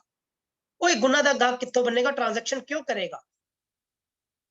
ਫਿਰ ਜਿਹੜਾ ਗਾਹਕ ਹੀ ਬਣਨ ਨੂੰ ਤਿਆਰ ਹੀ, ਉਹਨੂੰ ਕੀਮਤ ਕਿੱਥੋਂ ਪਤਾ ਲੱਗਣੀ, ਉਹਨੂੰ ਕੀਮਤ ਦੀ ਕਦਰ ਕਿੱਥੋਂ ਹੋਣੀ ਹੈ, ਉਹ ਕੀਮਤ ਚੁਕਾ ਕਿਸ ਤਰ੍ਹਾਂ ਦੇ ਸਕਦਾ ਹੈ? ਕਿਉਂਕਿ ਇਹ ਤੇ ਕੀਮਤੀ ਹੈ, ਇਹ ਤੇ ਕੀਮਤੀ ਖਜ਼ਾਨਾ ਹੈ, ਇਹ ਗੁਨਾਹ ਦੀ ਪੋਟਲੀ ਹੈ। ਇਹਦੇ ਲਈ ਤੇ ਮਨ ਨੂੰ ਦੇਣਾ ਪੈਂਦਾ, ਮਨ ਵੇਚੇ ਸਤਿਗੁਰ ਕੇ ਪਾਸ ਤਾਂ ਵੀ ਮਿਲਦੀ ਹੈ। ਇਹਨੂੰ ਤੇ ਮਨ ਨੂੰ ਦੇਣਾ ਪਏਗਾ, ਮਨ ਦੀ ਟ੍ਰਾਂਜੈਕਸ਼ਨ ਕਰਨੀ ਪਏਗੀ, ਤਾਂ ਜਾ ਕੇ ਗੁਣ ਅੰਦਰ ਆਣਗੇ। ਮਨ ਦਾ ਸਰੈਂਡਰ ਚਾਹੀਦਾ ਹੈ, ਆਪਾ ਗਵਾਉਣ ਵਾਲੀ ਗੱਲ ਚਾਹੀਦੀ। ਪਰ ਜਿਹਦੇ ਅੰਦਰ ਹੰਕਾਰ ਹੈ, ਜੋ ਮੇਰੀ ਤਰ੍ਹਾਂ ਅੰਧਾ ਹੋਇਆ ਪਿਆ ਮਾਇਆ ਦੇ ਵਿੱਚ, ਉਹਨੂੰ ਕਿੱਥੇ ਸਮਝ ਆਣੀ ਹੈ? ਤਦ ਕਬੀਰ ਸਾਹਿਬ ਨੇ ਕਿਹਾ ਰਾਮ ਪਦਾਰਥ ਪਾਏ ਕਹਿ ਕਬੀਰਾ ਕਾਠ ਨਾ ਖੋਲ, ਉਹਨਾਂ ਅੱਗੇ ਨਾ ਖੋਲ, ਕੋਈ ਫਾਇਦਾ ਨਹੀਂ ਜਿਹਨੂੰ ਕਦਰ ਨਹੀਂ। ਔਰ ਮੈਂ ਦੇਖ ਰਿਹਾ ਬਹੁਤਾਂਤ ਤੌਰ ਤੇ ਦੁਨੀਆ ਇਸੀ ਦੌਰ ਭੱਜ ਚ ਲੱਗੀ ਹੈ। ਬਹੁਤਾਂਤ ਤੌਰ ਤੇ ਦੁਨੀਆ ਦਾ ਇਹੀ ਅਵਸਥਾ ਹੈ ਕਿ ਹਰ ਵਕਤ ਮਾਇਆ ਮਾਇਆ ਮਾਇਆ ਮਾਇਆ। ਉਹ ਗੁਰੂ ਸੰਗਤ ਵਿੱਚ ਆ ਕੇ, ਸਤ ਸੰਗਤ ਵਿੱਚ ਆ ਕੇ ਵੀ ਆਪਣੇ ਹੰਕਾਰ ਔਰ ਆਪਣੀ ਮਾਇਆ ਦੇ, ਉਹਨਾਂ ਦੀ ਸੂਰਤ ਜਿਹੜੀ ਉਹ ਮਾਇਆ ਨਾਲ ਹੀ ਜੁੜੀ ਹੈ, ਆਪਣੇ ਬਿਜ਼ਨਸ ਵਿੱਚ ਹੀ ਜੁੜੀ ਹੈ, ਆਪਣੇ ਤੋਲ ਮੋਲ ਵਿੱਚ ਹੀ ਜੁੜੀ ਹੈ। ਜਿਹੜੇ ਗੁਨਾਹ ਦਾ ਤੋਲ ਮੋਲ ਹੋ ਰਿਹਾ ਹੈ, ਗੁਨਾਹ ਦਾ ਟ੍ਰਾਂਜੈਕਸ਼ਨ ਹੋ ਰਿਹਾ, ਉਹਨਾਂ ਵੱਲ ਧਿਆਨ ਹੀ ਨਹੀਂ। ਉਹ ਬੈਠੇ ਗੁਰੂ ਘਰ ਨੇ, ਗੁਰੂ ਦੀ ਸੰਗਤ ਵਿੱਚ ਨੇ, ਵਿਚਾਰਾ ਗੁਰੂ ਦੀ ਸੰਗਤ ਹੀ ਸੁਣ ਰਹੇ ਨੇ, ਪਰ ਧਿਆਨ ਉੱਥੇ ਸੂਰਤ ਜਿਹੜੀ ਹੈਗੀ ਹੈ ਉਹ ਜਾ ਕੇ ਆਪਣੀ ਹੱਟੀ ਤੇ ਜੁੜੀ ਹੋਈ ਹੈ, ਦੁਨਿਆਵੀ ਹੱਟੀ ਤੇ ਜੁੜੀ ਹੋਈ ਹੈ, ਦੁਨਿਆਵੀ ਰੁਤਬਿਆਂ ਵਿੱਚ ਜੁੜੀ ਹੋਈ ਹੈ। ਹੁੰਦਾ ਨਾ ਮੇਰੇ ਜਿਹੇ ਬੰਦੇ ਦਾ ਹੁੰਦਾ। ਤੇ ਕਬੀਰ ਸਾਹਿਬ ਇੱਥੇ ਉਹ ਸਮਝਾਉਂਦੇ ਨੇ, ਕਹਿੰਦੇ ਨੇ ਉਹਦੇ ਅੱਗੇ ਕੋਈ ਫਾਇਦਾ ਨਹੀਂ। ਜਦ ਤੱਕ ਉਹ ਆਪਾ ਗਵਾ ਕੇ ਗੁਰੂ ਦੀ ਸ਼ਰਨ ਵਿੱਚ ਆ ਕੇ 100% ਸਰੈਂਡਰ ਕਰਕੇ, ਜਿਗਿਆਸੂ ਬਣ ਕੇ, ਝੋਲੀ ਫੈਲਾ ਕੇ ਇਹ ਗੁਨਾਹ ਦੀ ਅਰਦਾਸ ਕਰਨ ਨਹੀਂ ਆਏਗਾ, ਤਦ ਤੱਕ ਉਹਦੇ ਪੱਲੇ ਕੁਝ ਨਹੀਂ ਪਏਗਾ। ਇੱਥੇ ਕਬੀਰ ਸਾਹਿਬ ਸਾਨੂੰ ਸਮਝਾਉਂਦੇ ਨੇ ਕਿ ਆਪਾ ਗਵਾ ਕੇ 100% ਸਰੈਂਡਰ ਕਰਕੇ ਆਪਣੇ ਭਾਂਡੇ ਨੂੰ ਭਰਨ ਲਈ ਗੁਰੂ ਦੀ ਸ਼ਰਨ ਵਿੱਚ ਆ, ਤਾਂ ਕਿ ਇਹ ਗਠਰੀ ਖੁੱਲ ਜਾਏ ਔਰ ਇਹ ਗੁਣ ਅੰਦਰ ਸਮਾ ਜਾਣ, ਗੁਣ ਅੰਦਰ ਭਰ ਜਾਣ, ਭਾਵ ਉਹਦੀ ਕਿਰਪਾ ਦਾ ਪਾਤਰ ਬਣਿਆ ਜਾ ਸਕੇ। ਹੁਣ ਅਗਲੇ ਸ਼ਲੋਕ ਵਿੱਚ ਕਬੀਰ ਸਾਹਿਬ ਦ੍ਰਿੜ ਕਰਾਉਂਦੇ ਨੇ ਜਿੱਥੇ ਗੱਲ ਹੋਈ ਹਾਲੇ ਤੱਕ। ਹੁਣ ਕਬੀਰ ਸਾਹਿਬ ਕਹਿੰਦੇ ਨੇ ਪ੍ਰੀਤ ਕਿਹਦੀ ਕਰਨੀ ਹੈ? ਕਬੀਰ ਤਾਸਿਓ ਪ੍ਰੀਤ ਕਰ ਜਾਕੋ ਠਾकुर ਰਾਮ, ਪੰਡਤ ਰਾਜੇ ਭੂਪਤੀ। ਤਿੰਨਾਂ ਵਿੱਚੋਂ ਸ਼ਰਮ ਆਏਗਾ ਜੀ। ਭੂਪਤੀ ਆਵੇਂ ਕੋਨੇ ਕਾਮ, ਕਬੀਰ ਤਾਸਿਓ ਪ੍ਰੀਤ ਕਰ ਜਾਕੋ ਠਾकुर ਰਾਮ, ਪੰਡਤ ਰਾਜੇ ਭੂਪਤੀ ਆਵੇਂ ਕੋਨੇ ਕਾਮ। ਕਹਿੰਦੇ ਦੁਨਿਆਵੀ ਪੰਡਤ, ਦੁਨਿਆਵੀ ਰਾਜੇ। ਪੰਡਤ ਕਿਹੜੇ? ਜਿਹੜੇ ਬੜੇ ਵਿਦਵਾਨ ਨੇ, ਆਪਣੇ ਆਪ ਨੂੰ ਵਿਦਵਾਨ ਸਮਝਦੇ ਨੇ, ਪਰ ਹੰਕਾਰ ਨਾਲ ਭਰੇ ਹੋਏ ਨੇ।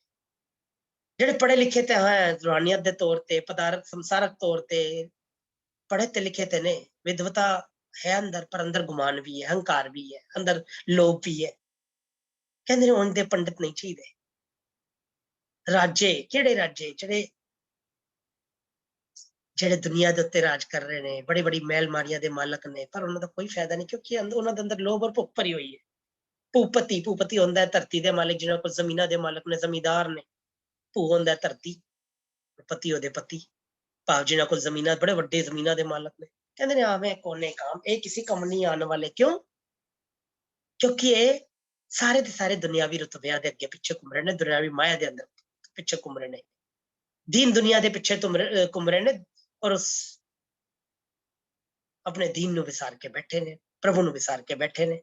ਕਹਿੰਦੇ ਨੇ ਸਮਝ ਸਾਥ ਕਿਦਾਂ ਮਿਲਣਾ ਹੈ, ਪ੍ਰੀਤ ਕਿਹਦੇ ਨਾਲ ਕਰਨੀ ਹੈ? ਫਿਰ ਕਬੀਰ ਤਾਸਿਓ ਪ੍ਰੀਤ ਕਰ ਜਾਕੋ ਠਾਕੁਰ। ਪ੍ਰੀਤ ਉਨ ਸਤਸੰਗੀਆਂ ਦੇ ਕਰ, ਪਿਆਰ ਉਹਨਾਂ ਨਾਲ ਬਣਾ ਜਿਨ੍ਹਾਂ ਦੀ ਰਸਨਾ ਦੇ ਉੱਤੇ ਹਰ ਵਕਤ ਰਾਮ ਹੈ, ਜਿਨ੍ਹਾਂ ਦੇ ਮਨ ਦੇ ਅੰਦਰ ਰਾਮ ਵਸਦਾ ਹੈ, ਰਮਿਆ ਹੋਇਆ ਰਾਮ।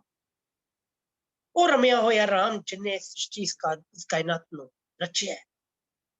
ਉਸ ਰਾਮ ਜੋ ਉਹਨਾਂ ਦੇ ਗੁਣ, ਜਿਹਦੇ ਗੁਣ ਉਹਦੇ ਮਨ ਬਚ ਕਰਮਾਂ ਵਿੱਚ ਵਸਦੇ ਨੇ, ਜਿਹਦੇ ਸੰਸਾਰਕ ਤੌਰ ਤੇ ਜਿਹਦਾ ਦਾ ਮੋਹ ਟੁੱਟਿਆ ਹੋਇਆ ਹੈ, ਜਿਨ੍ਹਾਂ ਨੇ ਸੰਸਾਰਕ ਮੋਹ ਨੂੰ ਮਾਰ ਕੇ ਉਸ ਪੂਰਨ ਪਰਮਾਨੰਦ ਨਾਲ ਪਿਆਰ ਬਣਾ ਲਿਆ, ਉਹਨਾਂ ਨਾਲ ਮਿੱਤਰਤਾ ਕਰ, ਉਹਨਾਂ ਨਾਲ ਪ੍ਰੀਤ ਕਰ, ਤਾਂ ਕਿ ਸੰਸਾਰਕ ਤੌਰ ਤੇ ਇਸ ਪਰ ਸਾਗਰ ਤੋਂ ਪਾਰ ਉਤਾਰਾ ਹੋ ਜਾਏ, ਉਸ ਪ੍ਰਭੂ ਦੇ ਨਾਲ ਪਿਆਰ ਬਣ ਜਾਏ, ਜਿਹੜੀ ਗੱਲ ਪਹਿਲੇ ਸ਼ਲੋਕ ਤੋਂ ਸ਼ੁਰੂ ਹੋਈ ਸੀ।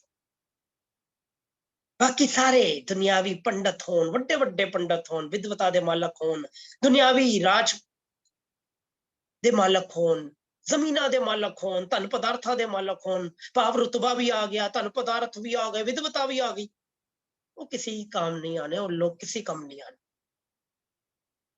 ਜੇ ਅੰਦਰ ਵਿਕਾਰ ਨੇ ਤੇ ਫਿਰ ਉਹੀ ਹੈਗੀ ਜਿਹੜੀ ਲਸਣ ਦੀ ਖਾਣ ਦੀ ਗੱਲ ਕੀਤੀ ਸੀ, ਉਹ ਅਵਗੁਣੀ ਨੇ, ਫਿਰ ਉਹ ਅਵਗੁਣਾਂ ਦੀ ਕੋਠਰੀ ਨੇ। ਤੇ ਕਬੀਰ ਸਾਹਿਬ ਇੱਥੇ ਸਾਨੂੰ ਹਿਦਾਇਤ ਦਿੰਦੇ ਨੇ, ਸਾਨੂੰ ਸਮਝਾਉਂਦੇ ਨੇ। ਹੁਣ ਅਗਲੇ ਸ਼ਲੋਕ ਵਿੱਚ ਫਾਈਨਲੀ ਕਬੀਰ ਸਾਹਿਬ ਕਹਿੰਦੇ ਨੇ, ਕਬੀਰ ਪ੍ਰੀਤ ਏਕ ਸਿਉ ਕੀਏ, ਆਨ ਦੁਬਿਧਾ ਜਾਏ, ਭਾਵੇਂ ਲਾਂਬੇ ਕੇਸ ਕਰ, ਭਾਵੇਂ ਘਰ ਮੁੰਡਾਏ। ਪ੍ਰੀਤ ਏਕ ਸਿਉ ਕੀਏ। ਹੁਣ ਇੱਥੇ ਗੱਲ ਸਮਝਣ ਦੀ ਹੈ, ਜਿਹੜੀ ਗੱਲ ਪਹਿਲੇ ਸ਼ਲੋਕਾਂ ਵਿੱਚ ਚੱਲ ਰਹੀ ਹੈ। ਕਬੀਰ ਸਾਹਿਬ ਕਹਿੰਦੇ ਨੇ ਇਹਦਾ ਮਤਲਬ ਇਹ ਨਹੀਂ ਕਿ ਆਪਣੇ ਦੁਨੀਆ ਦੀ ਜ਼ਿੰਮੇਵਾਰੀਆਂ ਛੋੜ ਦੇ। ਦੋ ਐਗਜ਼ਾਮਪਲਸ, ਦੋ ਅਲੰਕਾਰ ਲਿੱਤੇ ਨੇ ਕਬੀਰ ਸਾਹਿਬ ਦੇ, ਲਾਂਬੇ ਕੇਸ ਕਰ। ਹੁਣ ਇੱਥੇ ਕੋਈ ਕੇਸਾਂ ਦੀ ਗੱਲ ਨਹੀਂ ਹੈ, ਪਹਿਲੇ ਤੇ ਇਹ ਸਮਝਣ ਦੀ ਲੋੜ ਹੈ। ਕਾਫੀ ਜਾਣਾ ਸਮਾਂ ਥੋੜਾ ਸ਼ਾਇਦ ਮੈਂ ਜ਼ਿਆਦਾ ਲੈ ਰਿਹਾ। ਕਹਿੰਦੇ ਨੇ ਕੇਸ, ਇੱਥੇ ਕੇਸਾਂ ਦੀ ਗੱਲ ਨਹੀਂ ਹੈ ਕਿ ਕੇਸ ਲੰਬੇ ਕਰਨੇ ਨੇ, ਛੋਟੇ ਕਰਨੇ ਨੇ, ਇਹਦੀ ਕੋਈ ਮੁੱਦਾ ਨਹੀਂ ਹੈ, ਇਹਦਾ ਕੋਈ ਮਜ਼ਮੂਨ ਨਹੀਂ ਹੈ ਇਹਦੇ ਵਿੱਚ। ਇਹਦੇ ਵਿੱਚ ਕਬੀਰ ਸਾਹਿਬ ਨੇ ਕਿਹਾ ਹੈ, ਜਿਸ ਤਰ੍ਹਾਂ ਜੋਗ ਮਤ ਵਿੱਚ ਜਟਾਵਾਂ ਵਧਾ ਲੈਂਦੇ ਨੇ, ਜਿਸ ਤਰ੍ਹਾਂ ਜਟਾਵਾਂ ਵੱਧ ਕੇ ਜੰਗਲਾਂ ਵਿੱਚ ਜਾ ਕੇ ਵੱਡੀਆਂ ਵੱਡੀਆਂ ਸਮਾਧੀਆਂ ਲਾਉਂਦੇ ਨੇ, ਜਾਂ ਫਿਰ ਬਿਲਕੁਲ ਰੁੰਡ-ਮੁੰਡ ਹੋ ਕੇ ਦਿਖਾਉਂਦੇ ਨੇ ਕਿ ਅਸੀਂ ਰੱਬ ਦੇ ਬੜੇ ਭਗਤ ਹੈਗੇ ਆ।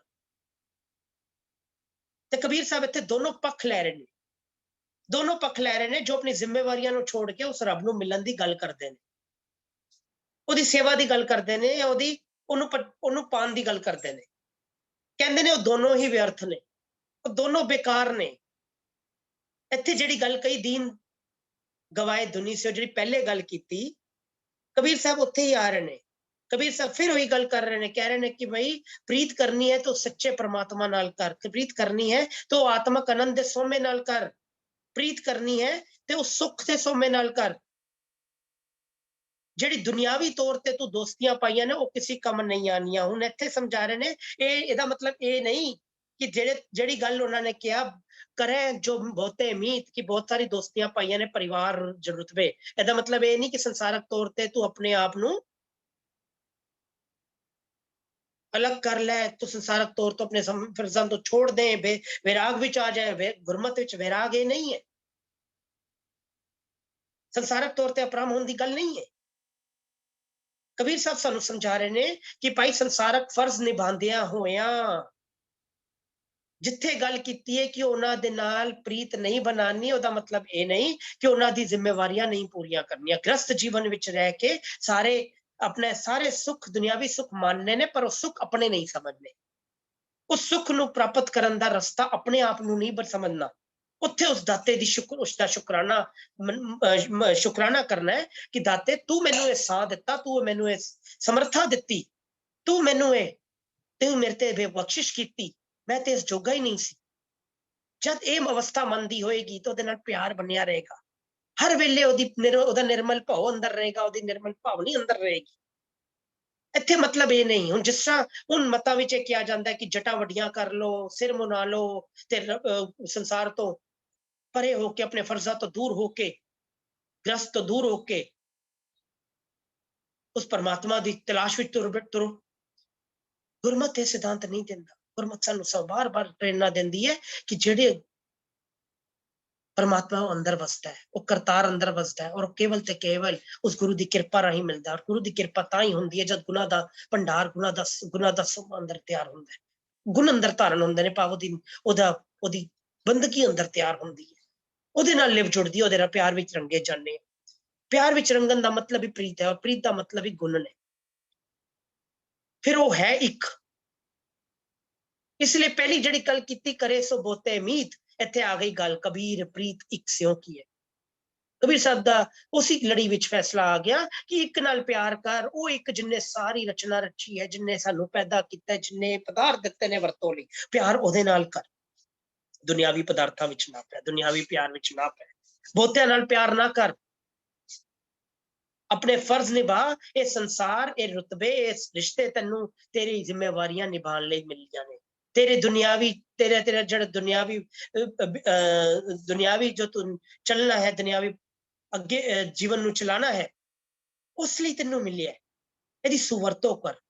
ਜੇ ਤੂੰ ਇਹਦੀ ਕੁਵਰਤੋਂ ਕਰੇਗਾ, ਇਹਨੂੰ ਆਪਣਾ ਹੀ ਸਮਝ ਕੇ ਬੈਠ ਜਾਏਗਾ, ਜੱਫੇ ਮਾਰ ਕੇ ਬੈਠ ਜਾਏਗਾ, ਤੇ ਫਿਰ ਤੈਨੂੰ ਉਹ ਪ੍ਰਭੂ ਦਾ ਪਿਆਰ ਨਹੀਂ ਮਿਲਣਾ, ਤੈਨੂੰ ਆਨੰਦ ਨਹੀਂ ਮਿਲਣਾ, ਉਹ ਪਰਮ ਆਨੰਦ ਨਹੀਂ ਮਿਲਣਾ।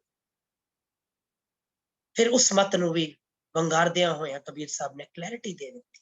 ਧਿਆਨ ਰੱਖਣਾ ਇੱਥੇ ਕੇਸਾਂ ਦੀ ਗੱਲ ਹੈ। ਕੇਸ ਤੇ ਉਸ ਪ੍ਰਭੂ ਦੀ ਮੋਹਰ ਨੇ, ਕੇਸ ਤੇ ਉਸ ਪ੍ਰਭੂ ਦੀ ਤਾਜ ਹੈ। ਸਾਨੂੰ ਮੋਹਰ ਹੈ ਉਸ ਪ੍ਰਭੂ ਦੀ, ਹੁਕਮ ਹੈ ਜਿਸ ਤਰ੍ਹਾਂ ਆਣਾ ਹੈ ਉਸ ਤਰ੍ਹਾਂ ਹੀ ਜਾਣਾ ਹੈ, ਉਹਦੀ ਵੀ ਰਲਗੜ ਨਹੀਂ ਕਰਨੀ। ਕਬੀਰ ਸਾਹਿਬ ਦੇ ਜੀਵਨ ਨੂੰ ਦੇਖਿਓ, ਉੱਥੇ ਵੀ ਕੇਸਵਾਂ ਦੀ ਬੇਦਬੀ ਨਹੀਂ। ਖੈਰ ਉਹ ਸਬਜੈਕਟ ਹੀ ਅਲੱਗ ਹੈ। ਇੱਥੇ ਗੱਲ ਜਿਹੜੀ ਹੈਗੀ ਹੈ, ਕਬੀਰ ਸਾਹਿਬ ਨੇ 5 ਸ਼ਲੋਕ ਵਿੱਚ ਸਾਨੂੰ ਇਹ ਬਖਸ਼ਿਸ਼ ਕੀਤੀ। ਪਹਿਲੇ ਸ਼ਲੋਕ ਤੋਂ ਲੈ ਕੇ 25ਵੇਂ ਸ਼ਲੋਕ ਤੱਕ, 21ਵੇਂ ਸ਼ਲੋਕ ਤੋਂ ਲੈ ਕੇ 25ਵੇਂ ਸ਼ਲੋਕ ਤੱਕ ਇਹੀ ਬਖਸ਼ਿਸ਼ ਕੀਤੀ। ਸਭ ਸਮਝਾਇਆ ਕਿ ਭਾਈ ਜੇ ਤੂੰ ਸੁੱਖ ਲੋਚਣਾ ਚਾਹੁੰਦਾ ਤਾਂ ਸੁੱਖ ਜਿਹੜਾ ਹੈ ਉਸ ਪ੍ਰਭੂ ਦੇ ਪਿਆਰ ਵਿੱਚ ਹੈ, ਉਹਦੀ ਪ੍ਰੀਤ ਵਿੱਚ ਹੈ, ਉਹਦੀ ਦੋਸਤੀ ਵਿੱਚ ਹੈ। ਉਹਨੂੰ ਹਰ ਵੇਲੇ ਆਪਣੇ ਮਨ ਵਿੱਚ ਚਿਤਾਰ, ਆਪਣੇ ਹਿਰਦੇ ਘਰ ਵਿੱਚ ਵਸਾ। ਉਹ ਤਾਂ ਹੋਏਗਾ, ਉਹ ਪਿਆਰ ਤਾਂ ਮਿਲੇਗਾ ਜਦ ਤੂੰ ਦੁਨਿਆਵੀ ਮੋਹ ਤੋਂ ਟੁੱਟੇਗਾ, ਜਦ ਦੁਨਿਆਵੀ ਮੋਹ ਨੂੰ ਮਾਰੇਗਾ। ਉਸ ਦੁਨਿਆਵੀ ਮੋਹ ਤੋਂ ਬਾਹਰ ਆ ਕੇ ਉਹਦਾ ਪਿਆਰ ਮਿਲ ਸਕਦਾ ਹੈ। ਫਿਰ ਜੋ ਉਹਦਾ ਪਿਆਰ, ਉਹਦੇ ਗੁਣ ਤੇਰੇ ਅੰਦਰ ਨੇ, ਉਹਨਾਂ ਨਾਲ ਉਹਨਾਂ ਨੂੰ ਸਮਝਾਉਣ ਦੀ ਲੋੜ ਨਹੀਂ ਜਿਹੜੇ ਬਾਂਸ ਦੀ ਤਰ੍ਹਾਂ ਅਕੜੇ ਹੋਏ ਨੇ, ਜਿਹੜੇ ਅੰਦਰ ਜਿਗਿਆਸਾ ਹੀ ਨਹੀਂ ਰੱਖਦੇ, ਜਿਹੜੇ ਦੀ ਕਦਰ ਹੀ ਨਹੀਂ ਜਾਣਦੇ। ਬੇਕਦਰਿਆਂ ਨਾਲ ਗੱਲ ਕਰਨ ਦੀ ਲੋੜ ਨਹੀਂ। ਉਹ ਗੁਣ ਤੇਰੇ ਲਈ ਨੇ, ਔਰ ਸਮਾਜਿਕ ਤੌਰ ਤੇ ਤੇਰੇ ਜੀਵਨ ਦੀ ਵਰਤੋਂ ਲਈ ਨੇ। ਫਿਰ ਅੱਗੇ ਕਹਿੰਦੇ ਨੇ ਕਿ ਉਹਨਾਂ ਨਾਲ ਸੰਗਤ ਉਹਦੀ ਕਰਨੀ ਚਾਹੀਦੀ ਹੈ ਜਿਨ੍ਹਾਂ ਦੇ ਹਰ ਵਕਤ ਰਸਨਾ ਤੇ ਮਨ ਤੇ ਬਚਨਾਂ ਦੇ ਵਿਚਕਾਰ ਔਰ ਪ੍ਰਭੂ ਦਾ ਨਾਮ ਰਹਿੰਦਾ ਹੈ, ਉਹ ਰਮੇ ਹੋਏ ਰਾਮ ਦਾ ਨਾਮ ਰਹਿੰਦਾ ਹੈ। ਉਹ ਪ੍ਰਭੂ ਦੇ ਪਿਆਰ ਵਿੱਚ ਭਿੱਜੇ ਰਹਿੰਦੇ ਨੇ, ਕਿਉਂਕਿ ਦੁਨਿਆਵੀ ਜਿੰਨੇ ਵੀ ਵੱਡੇ ਨੇ, ਚਾਹੇ ਉਹ ਰੁਤਬੇ ਤੇ ਬੈਠੇ ਹੋਏ ਨੇ, ਚਾਹੇ ਉਹ ਦੁਨਿਆਵੀ ਤੌਰ ਤੇ ਵਿਦਵਤਾ ਦੇ ਮਾਲਕ ਨੇ, ਚਾਹੇ ਉਹ ਦੁਨਿਆਵੀ ਤੌਰ ਤੇ ਜ਼ਮੀਨਾਂ ਜਾਇਦਾਦਾਂ ਦੇ ਮਾਲਕ ਨੇ, ਉਹ ਕਿਸੇ ਕੰਮ ਨਹੀਂ ਆਣਗੇ ਜੇ ਪ੍ਰਭੂ ਦਾ ਪਿਆਰ ਉਹਨਾਂ ਵਿੱਚ ਨਹੀਂ ਹੈ। ਜੋ ਗੁਰੂ ਦੀ ਸੰਗਤ ਨਹੀਂ ਨੇ, ਜਿਨ੍ਹਾਂ ਅੰਦਰ ਪਿਆਰ ਨਹੀਂ ਹੈ, ਜਿਨ੍ਹਾਂ ਅੰਦਰ ਪ੍ਰਭੂ ਦੀ ਪ੍ਰੀਤ ਨਹੀਂ, ਜਿਨ੍ਹਾਂ ਅੰਦਰ ਪ੍ਰੀਤ ਹੈ, ਸੰਗਤ ਉਹਦੀ ਕਰਨੀ ਚਾਹੀਦੀ, ਹਿਦਾਇਤ ਹੈ। ਫਿਰ ਅੱਗੇ ਸਾਨੂੰ ਫੈਸਲਾ ਦਿੰਦੇ ਨੇ ਕਿ ਪ੍ਰੀਤ ਇੱਕ ਨਾਲ ਕਰਨੀ ਹੈ ਜੇ ਸਾਰੀ ਦੁਨੀਆ ਦੀ ਮੁਸੀਬਤਾਂ ਤੋਂ ਬਾਹਰ ਆਣਾ ਹੈ। ਔਰ ਉਹਦੇ ਲਈ ਇਹ ਨਹੀਂ ਕਿ ਦੁਨਿਆਵੀ ਫਰਜ਼ਾਂ ਤੋਂ ਦੂਰ ਹੋ ਜਾਣਾ ਹੈ, ਦੀਨ ਤੋਂ ਦੂਰ ਹੋ ਜਾਣਾ ਹੈ। ਉਹਦਾ ਮਤਲਬ ਇਹ ਨਹੀਂ ਕਿ ਗ੍ਰਸਤ ਜੀਵਨ ਤੋਂ ਦੂਰ ਹੋ ਜਾਣਾ ਹੈ। ਉਹਦਾ ਮਤਲਬ ਇਹ ਨਹੀਂ ਕਿ ਵੱਡੇ ਕੇਸ ਰੱਖ ਕੇ, ਜਟਾਵਾਂ ਰੱਖ ਕੇ ਸਮਾਧੀਆਂ ਲਗਾ ਲੈਣੀਆਂ ਨੇ। ਔਰ ਇਹ ਵੀ ਮਤਲਬ ਨਹੀਂ ਕਿ ਕੇਸ ਵੰਡਾ ਕੇ ਆਪਣੇ ਆਪ ਨੂੰ ਵੱਡਾ ਧਰਮੀ ਸਾਬਿਤ ਕਰਨਾ ਹੈ। ਕਹਿੰਦੇ ਨੇ ਕਿਸੇ ਕੰਮ ਨਹੀਂ ਆਣਾ, ਕੰਮ ਉਹੀ ਆਣਾ ਜੋ ਉਹਦੇ ਗੁਣ ਅੰਦਰ ਆ ਗਏ, ਉਹਦਾ ਪਿਆਰ ਅੰਦਰ ਆ ਗਿਆ। ਮਤ ਵਿੱਚ ਜਵਾਹਰ ਮਾਨਿਕ, ਜੇ ਇੱਕ ਗੁਰ ਕੀ ਸਿੱਖ ਸੁਣੀ, ਜਦੋਂ ਸਿੱਖਿਆ ਅੰਦਰ ਆ ਗਈ, ਜੀਵਨ ਜਾਂਚ ਅੰਦਰ ਆ ਗਈ, ਪ੍ਰਭੂ ਦੇ ਦਿਦਾਰੇ ਤਦੀ ਹੋਣੇ ਨੇ। ਉਹ ਤਾਂ ਹੋਏਗੀ ਜਦੋਂ ਮੋਹ ਦੇ ਬੰਧਨਾਂ ਤੋਂ ਬਾਹਰ ਆਇਆ ਜਾਏਗਾ। ਬਾਰ-ਬਾਰ ਗੁਰੂ ਪਿਤਾ ਬਾਣੀ ਵਿੱਚ ਸਾਨੂੰ ਬਾਰ-ਬਾਰ ਦ੍ਰਿੜ ਕਰਾਉਂਦੇ ਨੇ। ਕਬੀਰ ਸਾਹਿਬ ਇੱਥੇ ਬਾਰ-ਬਾਰ ਸਾਨੂੰ ਦ੍ਰਿੜ ਕਰਾਉਂਦੇ ਨੇ। ਗੁਰੂ ਪਿਤਾ ਬਖਸ਼ਿਸ਼ ਕਰਨ ਗੁਰੂ ਪਿਤਾ, ਬਹਾਨਾ ਛੱਡਣ, ਵਿਚਾਰਾ ਕਰਦਿਆਂ ਹੋਇਆਂ ਅਨੇਕਾਂ ਪ੍ਰਕਾਰ ਦੀਆਂ ਅਸੀਮ ਪ੍ਰਕਾਰ ਦੀਆਂ ਭੁੱਲਾਂ ਚੁੱਕਾਂ ਬੇਦਬੀਆਂ ਹੋਈਆਂ, ਜਾਨੀ ਜਾਨ ਨੇ ਪਿਤਾ ਬਖਸ਼ ਲੈਣਾ। ਆਓ ਰਲ ਮਿਲ ਕੇ ਅਰਦਾਸ ਕਰੀਏ। ਗੁਰਾ ਇੱਕ ਦੇਹ ਬੁਝਾਈ ਸਭਨਾ ਜੀਆਂ ਕਾ ਇੱਕ ਦਾਤਾ, ਸੋ ਮੈਂ ਵਿਸਰ ਨਾ ਜਾਏ। ਇੰਨੀ ਕੁ ਅਰਦਾਸ, ਬਾਂਹ ਨਾ ਛੱਡਣਾ, ਇੰਨੀ ਕੁ ਅਰਦਾਸ, ਦਰ ਕਰਦਾ ਕੁੱਕਰ ਬਣਾਈ ਰੱਖਣਾ, ਭੁੱਲਾ ਚੁੱਕਾ ਦੀ ਮਾਫੀ। ਆਓ ਰਲ ਮਿਲ ਕੇ ਗੁਰੂ ਦੀ ਪਿਆਰੀ ਫਤਿਹ ਦੀ ਸਾਂਝ ਪਾਈਏ। ਵਾਹਿਗੁਰੂ ਜੀ ਕਾ ਖਾਲਸਾ, ਵਾਹਿਗੁਰੂ ਜੀ ਕੀ ਫਤਿਹ।